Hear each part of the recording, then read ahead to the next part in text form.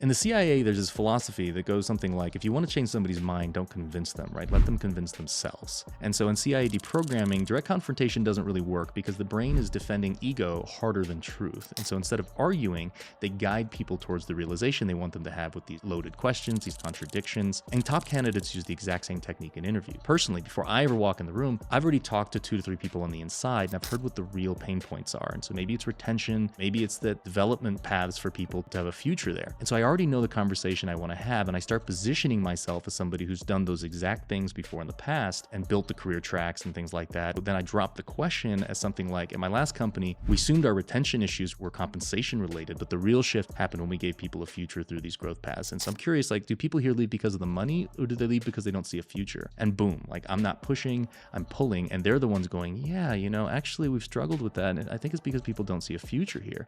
And then just like that, I'm no longer the candidate that's like explaining my value. I'm the solution to something that they just discovered themselves is the problem. And so that's the CIA guided realization technique. You don't persuade, you plant. And when they finish the thought for you, they feel brilliant, and you walk out as the hero and the obvious answer.